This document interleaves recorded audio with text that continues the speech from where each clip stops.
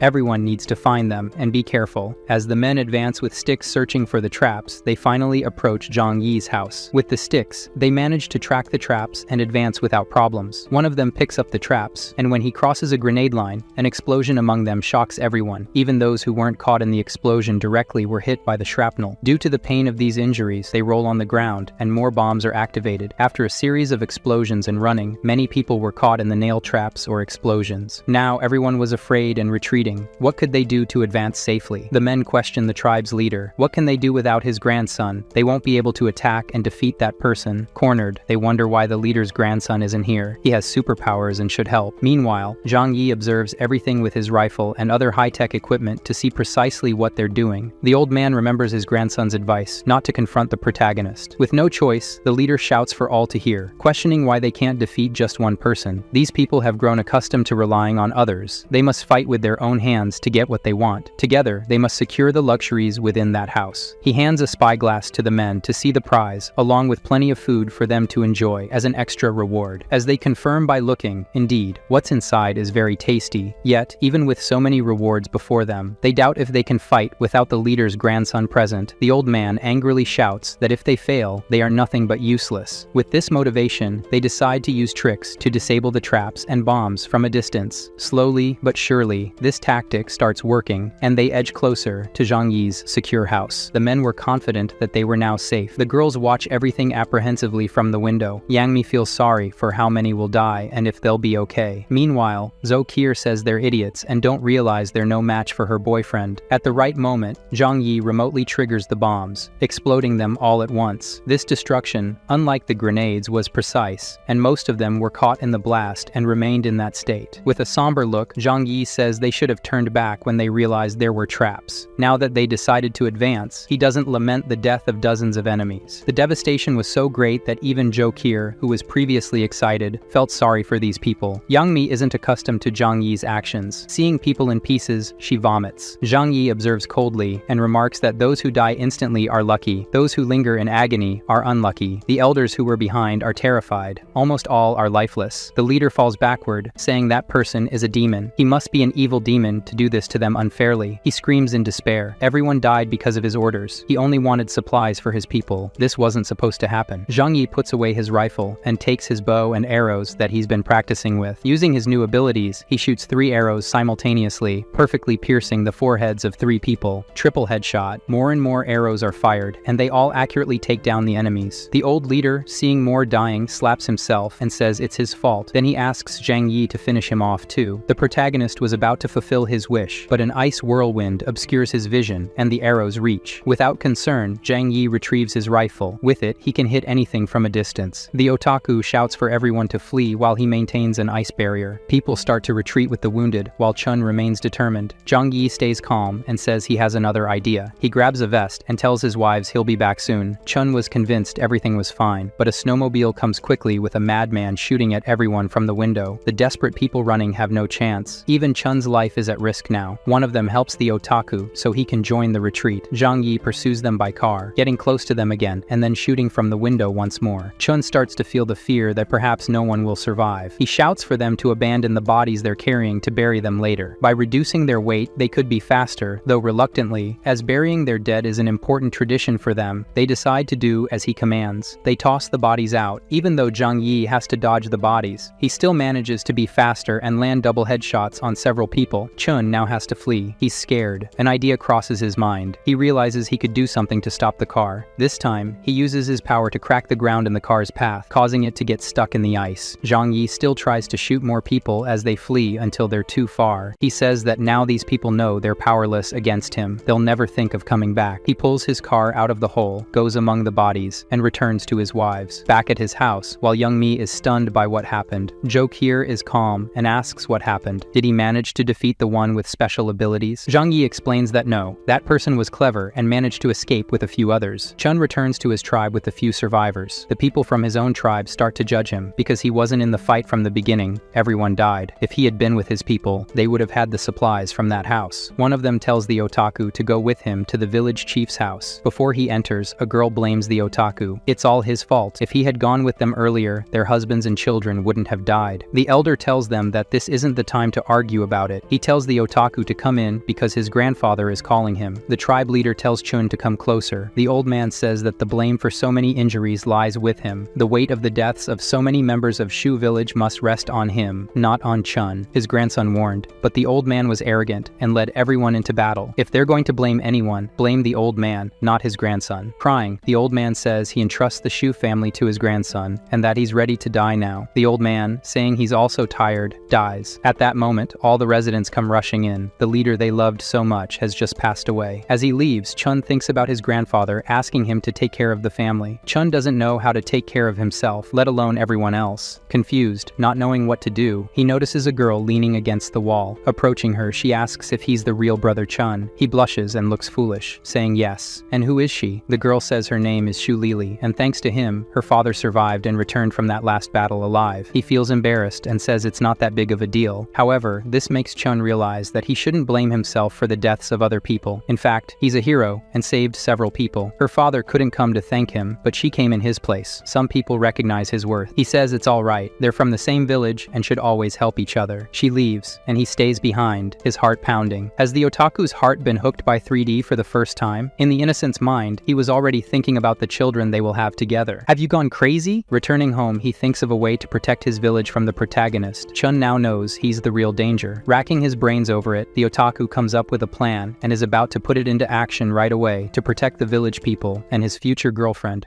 Yeah, boy. We go back to the protagonist preparing more traps to replace the ones already used. His thought is that as soon as he gets a chance, he'll finish off all those who came to attack him. Then, back inside, Zhang Yi is exhausted from so much work, so the two girls come to help the legendary pervert relax. I didn't understand where Joe Kier wanted to massage, but I think it should be nice. During the relaxation time, Zhang Yi sees his phone ringing. He picks up his Xiaomi and wonders who it could be this time. Hello, who's this? On the phone, the person says their name is Chun Chunlei from Shu Town, but that doesn't matter. He explains that thanks to the protagonist, he met his beloved, so he wants a chance to reconcile with him. Zhang Yi questions if these people from Shu Town tried to attack him before. Chun says yes, so the protagonist immediately asks, now that you realize you can't beat him, you want to make peace? The otaku agrees that it's their fault. Indeed, his people were hasty and attacked him. So, as an apology, Zhang Yi can make a request to Chun, anything, and he'll do it. Only now does the protagonist ask who he is to speak on behalf of Shu Village. Does he represent the people of this village? And if he says yes, how can he prove it? Zhang Yi, confidently in the best place in the world, then says he's the person with powers who fought Zhang Yi twice already. Surprised by this, the protagonist says he now accepts to negotiate and asks again, can he make any request? Chun says yes, anything. So Zhang Yi says what he wants. I want you, Chun. In the protagonist's mind, he wants to recruit the otaku and use his powers, but in the degenerate otaku's mind, he thinks Zhang Yi wants his naked body. Big brother, I don't like men. No, you idiot, I'm interested in your powers. If he really wants to reconcile with Zhang Yi and prevent him from attacking his people, before that, he has to prove he's qualified, so they have to meet in person. The otaku didn't want this at all, but Zhang Yi says it's either this, or he'll destroy his people. Chun doesn't want to meet the protagonist, arguing that if he leaves his people alive, in the future, they can unite to face an external enemy if necessary. Please, let's make a deal without me having to come to you. Zhang Yi responds that the biggest enemy is Shu Village now. He stands up from the couch and says, if he doesn't do this, they will be my enemies. It all depends on the otaku now. Without waiting, Zhang Yi warns that he must come to his house at 2:30 this afternoon, and then he hangs up without waiting for a response. The otaku falls to his knees, thinking he's dead now. He's going to die in his prime, just when he was planning to fulfill his desires with his new love. Meanwhile, Zhang Yi thought that with the otaku's power, he has unlimited potential. He can do many things, and he never thought about it. It's certain that this power is better than Uncle Yu's power. He'll decide on the spot whether it's better to make this guy his ally or to eliminate him. Still tired from setting up the traps earlier, he goes to his room and sleeps reading a book. Sometime later, Yang Mi goes to him, saying she's here to keep him company. Embarrassed about what he might want to do, Zhang Yi just says he needs a better pillow. He lies on her lap and says that's great. Then he puts his head there and takes a sniff. He says it's much better this way. Zhang Yi tells her to wake him up at exactly 2 o'clock. Blushing, Yang Mi tries to resist from moaning, saying it's okay.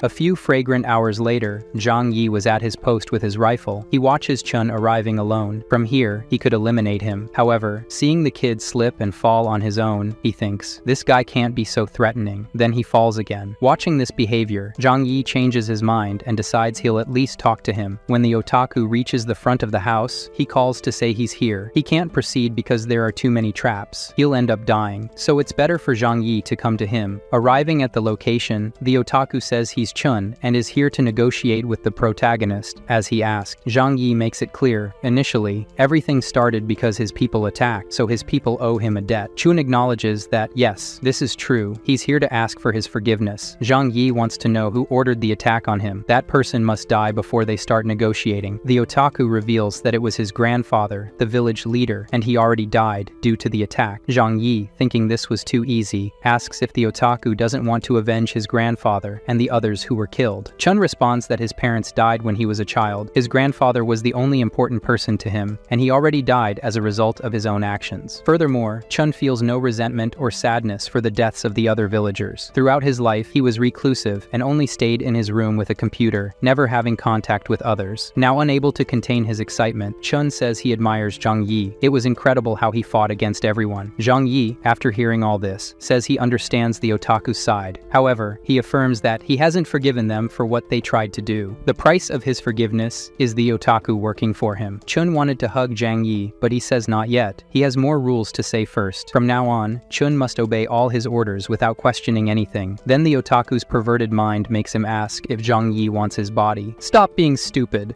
Zhang Yi takes out an action figure from his storage space. This will be his reward. If you work for me, you can earn even more of these things.